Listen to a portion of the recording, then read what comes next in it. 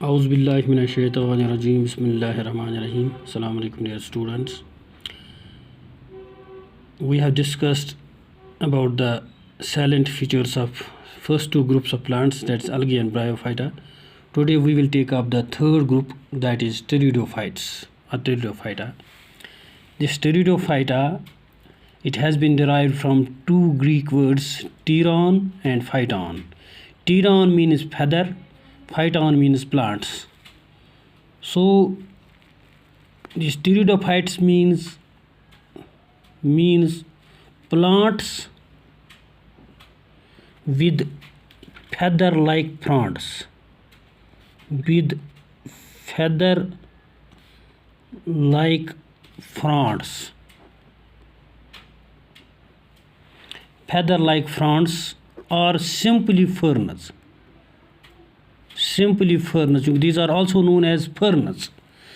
It means plants with feather like fronds.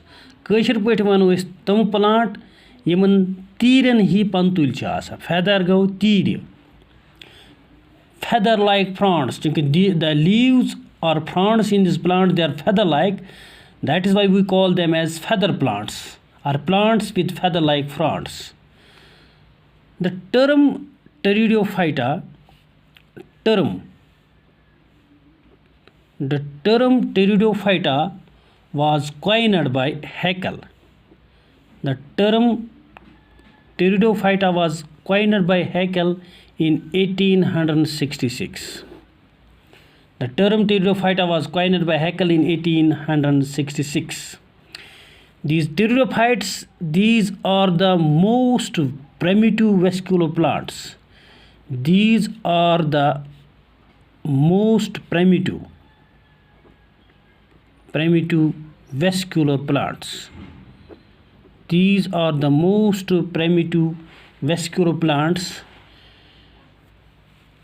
and are also known as vascular cryptogams. They are also known as vascular cryptogams. It is the only group of cryptogamic plants, that is non-seeded plants, which contains vascular tissues. That is why we also call it as vascular cryptogams. These are also known as vascular cryptogams. And these are the plants, these are the cryptogams, these are the non-seeded plants which contains vascular tissue. That is why we call them as vascular cryptogams and have been placed in Trichophyta and have been grouped under Trichophyta along with Gymnosperms and Angiosperms. And on one hand, they have been placed in cryptogams along with bryophyta and algae, but on the other hand, due to the presence of vascular tissues, they have been placed in the group Trichophyta along with Gymnosperms and Angiosperms because of the presence of vascular tissues in them. Because of the presence of vascular tissues these contain vascular tissues, presence of vascular tissues. That is why we place them, they have been placed in Trichophyta along with Gymnosperms and Angiosperms. Like bryophytes, they also require water for fertilization. They also need water for fertilization. They also need water for fertilization and are also known as amphibians. They are also known as amphibians of the plant kingdom. And like bryophytes, they are also known as amphibians of the plant kingdom because they also need water for fertilization.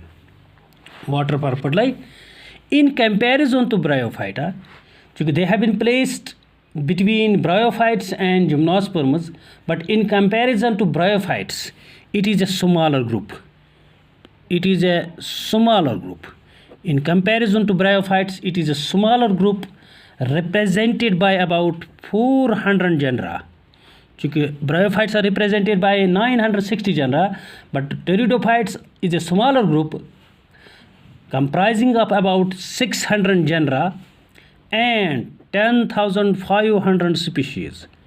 In bryophytes, there were 960 genera and 25,000 species, but pteridophytes is a smaller group represented by about 400 genera and 10,500 species. And these were the first successful land plants. These were the first successful land plants on earth. These were the first successful land plants on earth and are hence important. They are important from the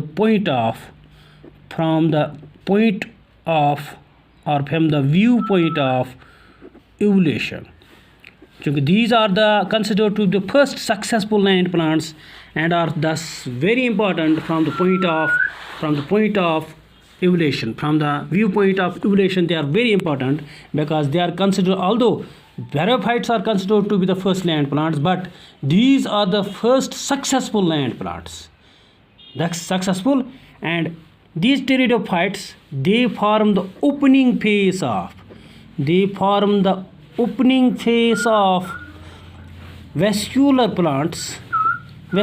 land plants. They form the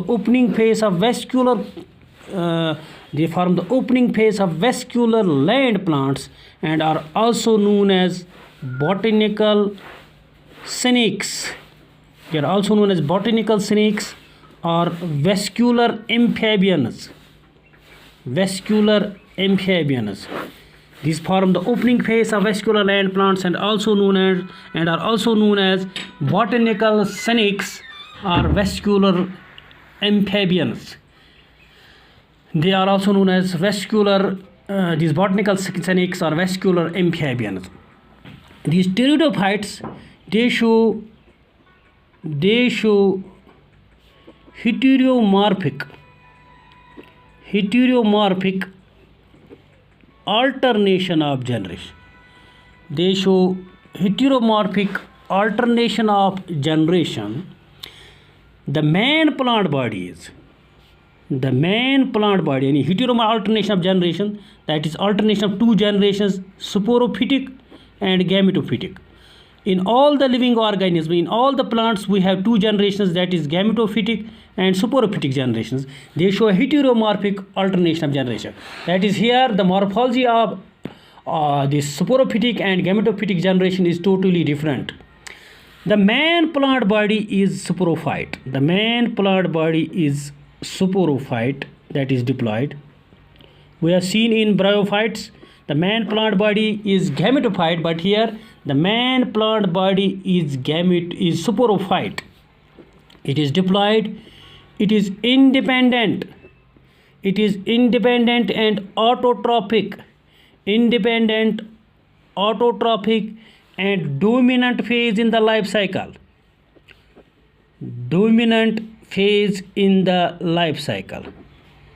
The sporophytic phase is the main plant body. It is independent, autotrophic and dominant phase in the life cycle. The sporophytic phase produces spores. This phase produces spores and its cells produce spores. After meiosis, they produce spores. After meiosis. Each spore germinates to produce a gametophyte. Each spore produces a gametophyte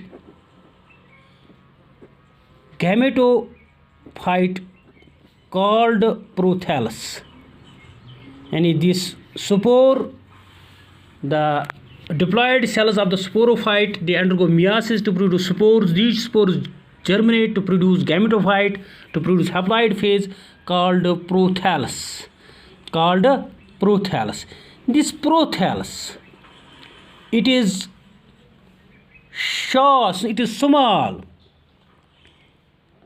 small, short-lived,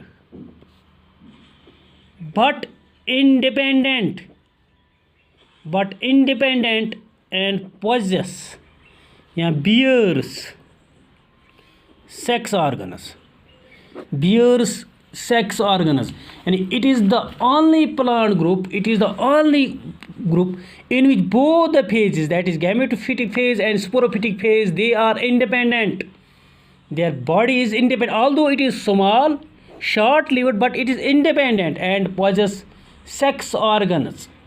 It possesses sex organs, but this prothallus, that is gametophytic phase,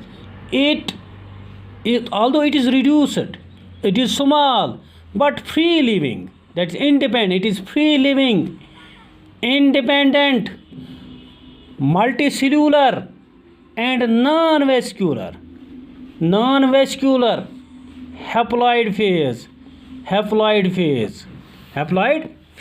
This is a very important point about pteridophytes, and they show distinct alternation of generation in which both gametophytic phase and sporophytic phase, they live independently. Although sporophytic phase is dominant, autotrophic and contains vascular tissue, the gametophytic phase is reduced, free living, short lived, small, independent but non-vascular, and it is haploid. Its main body is called prothallus. This is the introduction of these pteridophytes.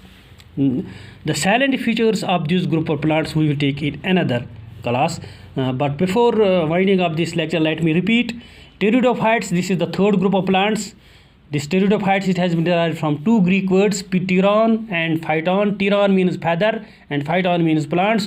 So it means pteridophytes means plants with feather-like fronds or ferns. That is, plants with feather-like leaves. The term pteridophytes was given by Haeckel in 1866. These are the most primitive vascular plants. They are also known as vascular cryptogams, and have been placed in Trichophyta along with gymnosperms and angiosperms because of the presence of these vascular tissues. Like bryophytes, they also need water for fertilization and are also known as amphibians of the plant kingdom. But in comparison to bryophytes, it is a smaller group represented by only 400 genera and 10,500 species. These pteridophytes were the first successful land plants and are thus very important from the point of view of evolution. These pteridophytes form the opening phase of vascular land plants and are also known as botanical snakes or vascular cryptovascular amphibians. They show heteromorphic alternation of generation, that is, sporophytic generation and gametophytic generations are externally different, they are morphologically different, and there is a distinct alternation of generation. The main plant body is sporophytic, that is diploid. It is independent, autotrophic and dominant phase in the life cycle. It produces spores after meiosis. Each spore germinates to produce a gametophyte called a prothallus. This gametophyte is small, short-lived, independent, free-living, reduced, but without vascular tissue. It does not vascular tissues and bears sex organs. This is all about the introduction of pteridophytes. Inshallah, tomorrow we will discuss the silent features of pteridophyta. Till then, thank you. Khuda Hafiz. Salam.